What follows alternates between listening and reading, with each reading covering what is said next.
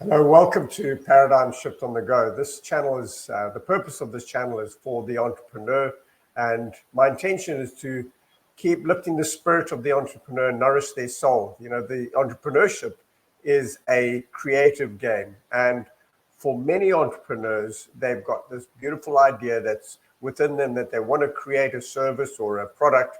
They want to bring this idea into the world, and it can often be a really lonely journey. So I've created a couple of businesses in my life. I'm not an Uber entrepreneur, but I have gone through a massive transformation where I lost everything in a failed business in Sydney in 2005, and I had to recover.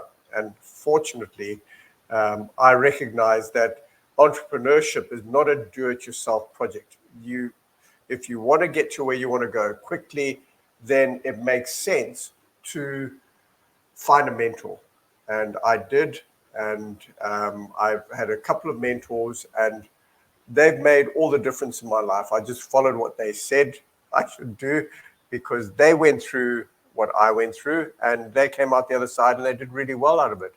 And so, this channel is for entrepreneurs. What I want to share is systems. The system that I used to go from broke to financial independence, and it's a system of thinking. It's not a finance tool or a invest in this and you get that. It's not none of that. It's all about how to improve the quality of our thinking, the habit of imagination. Everything's first created in our mind, and change comes through a changed mind.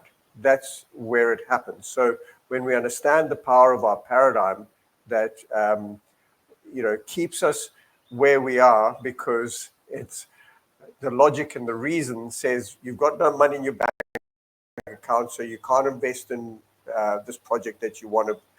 When we understand that everything is energy, everything in this world has an infinite intelligence that's permeating everything, and that when we make a decision to co-create the idea that's laid on your heart and bring it into the world, then all the resources start to show up. It's actually quite amazing. And for the logical mind, it doesn't make any sense. What I'm saying is rubbish for most people that are very practical and pragmatic, and they're saying, but my bank account says this. That's the truth. Well, the truth is you have an infinite capability to create what you want. You have the freedom to create and co-create with this infinite intelligence the lifestyle that is on your heart that you really want to do.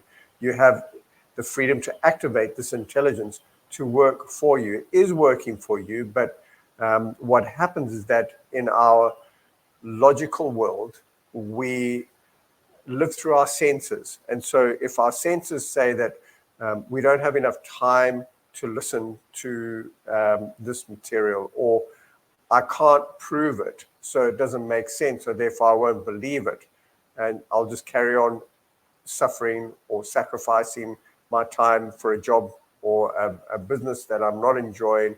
I'll just carry on and I'll just push through because the money is more important than having a perfectly enjoyable human experience.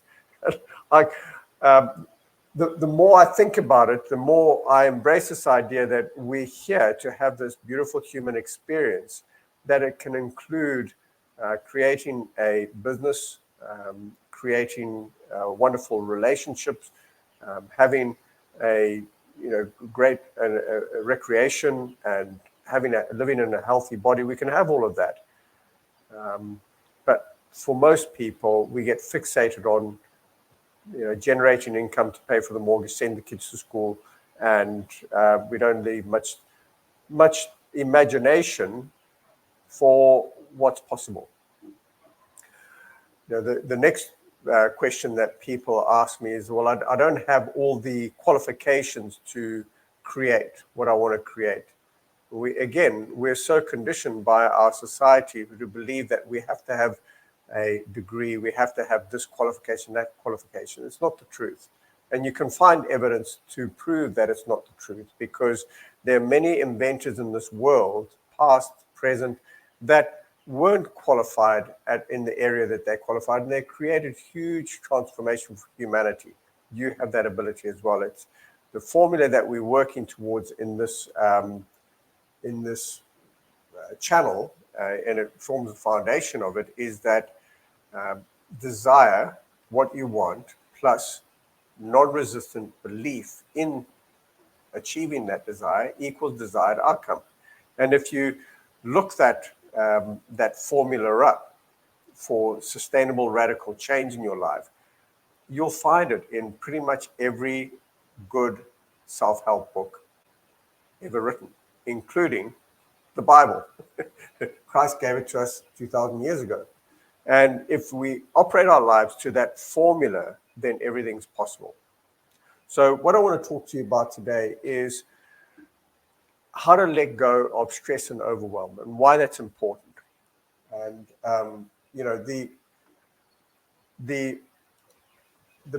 the first principle that I want to start with is, and this goes through every episode that I produce, that the principle that energy is, or if you are religious or spiritual, God is. And that energy, and God, or this intelligence, permeates everything. It is everything. Everything that is created on this planet has at its foundation this infinite energy flowing through it.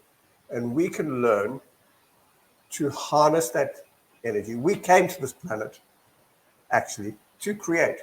And so how do we create? Well, we co-create with that intelligence, with that energy. And so when we understand this formula, desire plus non-resistance equals desired outcome, then and we apply that formula to our lives. Most people know what they want. What holds them apart is the resistance. So, how do you let go of stress and overwhelm? That's causing resistance. That's what I want to talk about today. I want to give you a method to activate this intelligent force to flow through you more freely. Okay. It's not going to be a very long message today, but what I want to share with you is how to see life through a new lens, through a new perspective. And some of you that are on this channel understand these principles, but may not necessarily trust them enough to absolutely let go and let this energy, let intelligence, let God take more control of your life. And even if you do it in stages, it's better than just staying stuck within the boundaries of the paradigm, within the boundaries of what you know. For us to create growth in our life, sustainable, radical change and growth, we have to keep stepping beyond what we know how to do. When the baby is born, doesn't know how to walk, then it has to learn to walk. Doesn't know how to talk, has to learn how to talk. Nothing changes. As we become adults, the growth can continue, stepping into new areas, new understanding, new experiences all the time. We can do that if we don't allow ourselves to be constrained by living from the senses, by living from how much is in your bank account, by living from, well, I have to be at work for 5 days a week, 8 hours a day, so therefore I can't create the thing that I want to create, and so on. Okay, so I want to talk about in this episode just one way of helping create a healthy habit in your imagination. Because if we think about it, everything in our lives is first created in what we imagine. The thoughts that we think on a habitual basis cause us to feel in a certain way, and then that causes us to act in a certain way, giving us our results over and over. So if we want to create change in our lives, and we want it to be good change, then we need to create healthy habits in our imagination. And today I'm going to give you one really profound habit. It's not my idea. It comes from Neville Goddard's great little book called Awakened Imagination. I've been reading this for years. I was taught by my mentor to read this guy's words because they're so profound. And he gives you a simple method for helping you create a healthy habit for your imagination, to help you clear out resistance in your imagination, so that you start to from today, if you start to implement what I'm suggesting you do, you start to create over time a really healthy view of life. So why is that important? Well, if you go back to some of my former videos, I talk about there's only two states of being. You're either in a connected, resourceful growth state of being where you feel good and you're in you're calm and relaxed, you are resourceful, you are connected to what I believe is God, of my understanding, or this infinite intelligence, and you're getting downloaded new, fresh ideas, which is the currency of the entrepreneur. So how do we stay in that growth state more than disconnected? That's the second state, where we activate our sympathetic nervous system. We go into fight flight. We focus on the problem. We are disconnected from the resourceful side of our being, and we're just reactive.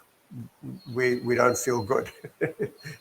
it feels like we're disconnected. So what happens when we go into that state is that we're so focused on the problem that we're disconnected from the solution, because the frequency that the problem's at, which is lower than the frequency of the solution, our whole attention is placed on the problem, and we're not just pivoting and looking for the solution. So you can't do that from a primal state of being, from a survival state of being. We have to learn, if personal growth is important to us, if wanting to live a better experience of life is important to us, then all we have to do is learn how to calm down. Really, that's the name of the game. How do we calm down and stay connected to the truth of who we are? So what is resistance? Well, if we do an inventory of our habits of thought, our habits of emotion, the habits or patterns of scenarios that you keep imagining over and over, day in, day out, some of them, almost guaranteed with every human being, are non-productive habits of thought, of imagination. They don't serve you. But we keep going there. Why? Well, because we're in the habit of doing it. And these habits of thought, habits of imagination, they activate our primal state of being. They activate our sympathetic nervous system. This puts us in a survival mode. And as I've said, most importantly, it actually literally disconnects you from this infinite intelligence that permeates everything, permeates the camera, permeates the microphone. Everything is created from energy. What we make matter in our mind through our imagination becomes physical matter in our life experience. That's how it works. And if you study deep enough into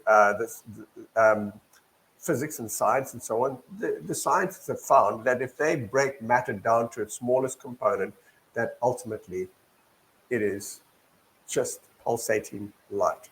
That's what it is. And so we can deny it if we want, or just say, that's too much information for me to try and figure out. I'm just trying to pay my mortgage.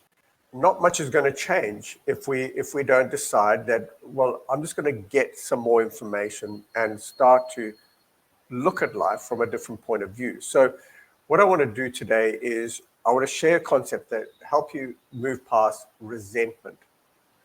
Because, resentment can be caused by blaming someone for a situation, blaming groups of people, blaming the government, blaming the weather, blaming something that's outside of you for the way that you feel, all right? That resistance is not beneficial to you at all, because what does it do?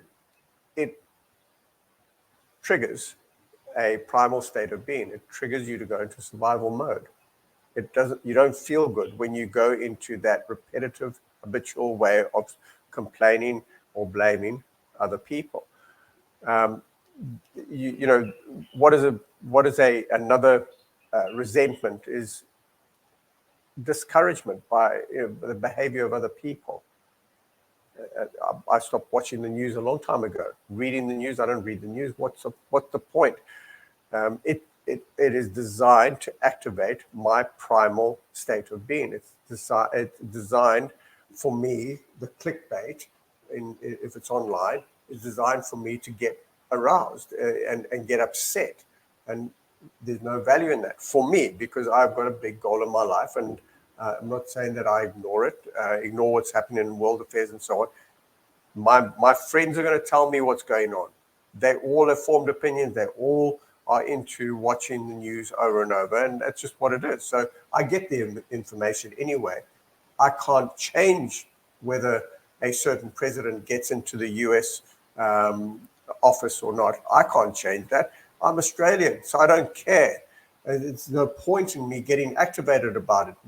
Whether they're good or bad, it's just what it is, okay?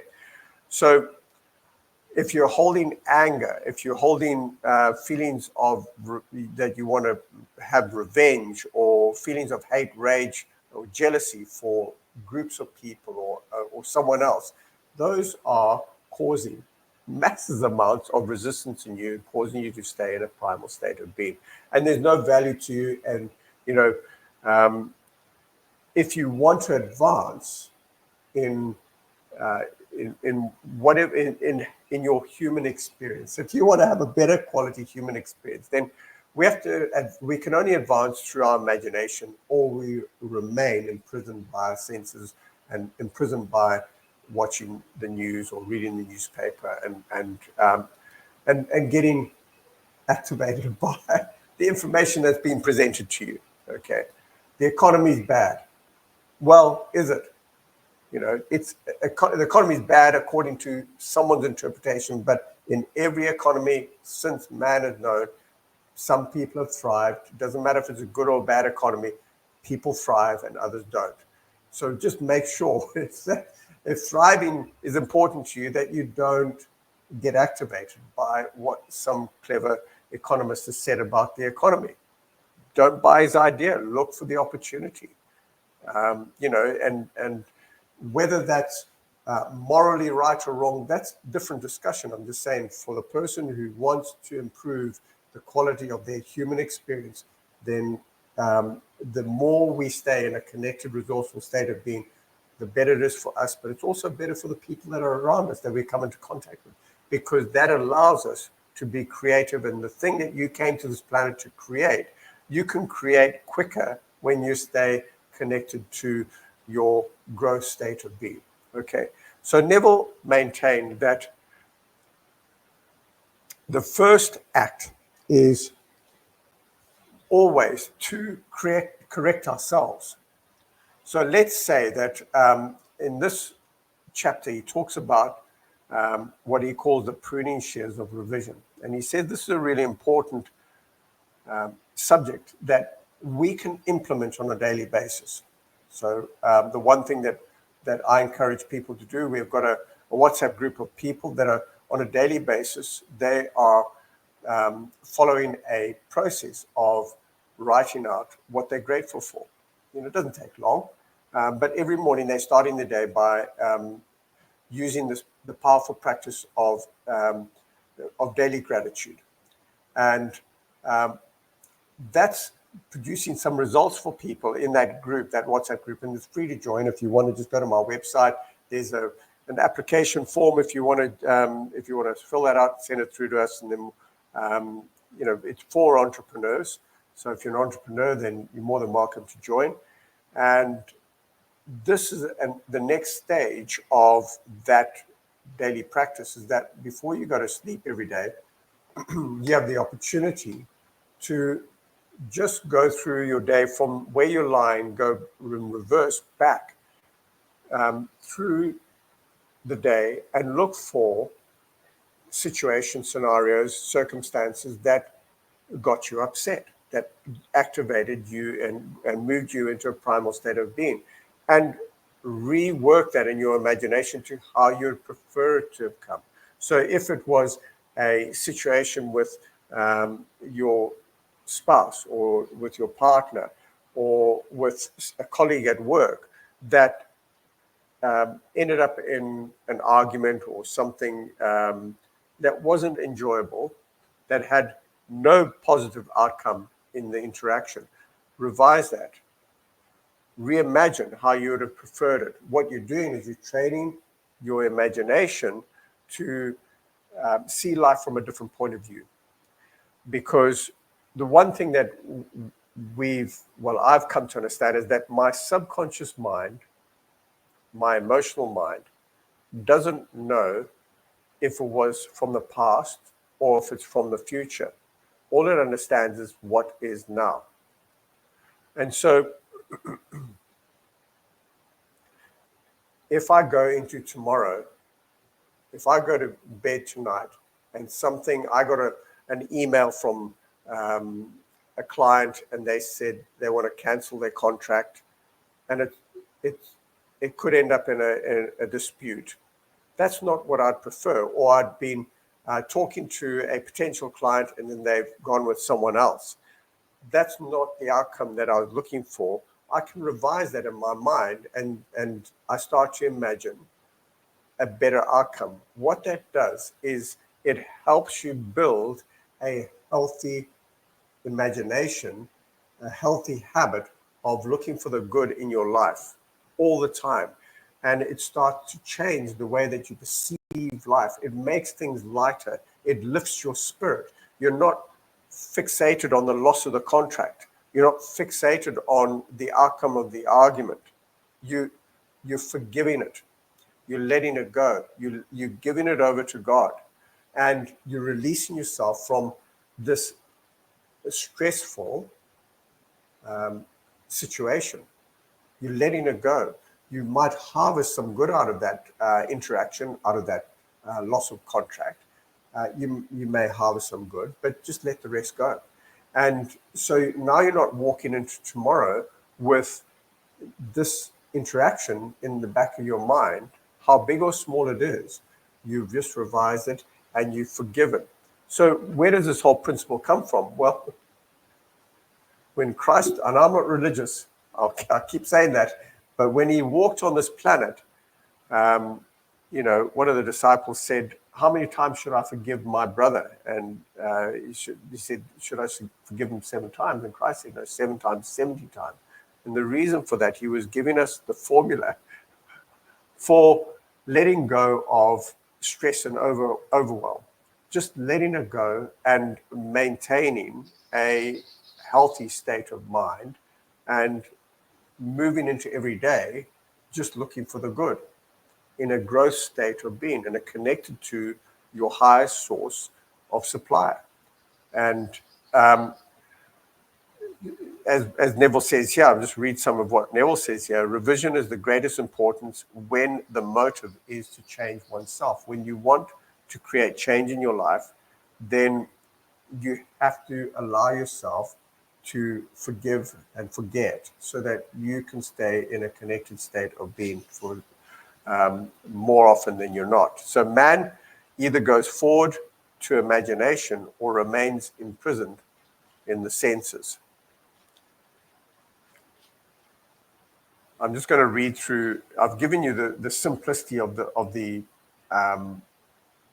exercise, and if you try it out, make it a habit. Try it a little bit every day. I do it, and I find that I get distracted halfway. I might not even get to lunchtime, but what I'm doing is I'm actually just doing the work, the inner work, to help me create and free myself up so that I can continue to grow. So it should be a pleasurable exercise. It shouldn't be hard work. It should be light. It should be pleasurable. And all you're doing is you're taking situations that don't serve you, that you didn't enjoy, and reversing them. So Forgiveness is a matter of deliberately withdrawing attention from the unrevised day and giving it full strength and joyously to the revised day. So what you're doing is you're directing where you're placing your attention. So instead of your attention still harboring those negative ideas, you're saying, well, I'm in control. I can choose where to place my attention. I can just shift it to a better thinking thought. And that's what you're creating the habit doing. Okay. He's got an example in here, which I'm not going to read through. It's quite long. But he talks about this habit of revising the resistance in your day is a beautiful healing. And he says in the last here, he says, to know the truth, you must live the truth, and live the truth. Your inner actions must match the actions of your fulfilled desire. So it's always about what is that you want in life. That's the number one priority. That's what you're here to create. And if you look at that formula again, desire plus non-resistance equals desired outcome. So all we've got to do is figure out how to let go of the resistance. And it just is a process, really. It's a practice on a daily basis, little steps at a time. And before you know it, you'll find that your life will become buoyant. It'll start to lift miraculously. Because if you're harboring this sort of stress or this overwhelm from that interaction during the day or that event or that situation, then to move from there to an expectancy and desire for a better outcome is actually impossible. You can't do it. The objective is to try your best to move into calm and relaxed, resourceful state as much as possible. And it just takes a practice, that's all. So forgive and let go completely. That's really the name of the game. Bob used to say, I've got it on my desk here, he says here, whatever the event is that you didn't enjoy, it is what it is. Accept it. Either it will control you or you will control it. And then point 2, he says, harvest the good. There's good in everything. Seek and you shall find. And then 3, forgive the rest. Forgive means let go completely, to abandon it, to release it. So I hope that helps you. I have so much more to give, but I think we're pretty much up for time now. And I just want to say that I believe the entrepreneur is so important in every society. It is the toughest gig to have because you're trying to create something that only you can see in your imagination. And often when you go to talk to people about it, they will discourage you because they're not entrepreneurs. They don't see what you can see. They can't see the benefit. They don't know how you feel about it. They don't have the belief you've got in it. They will talk from logic and reason. And you cannot create much from logic and reason. Everything is created from desire.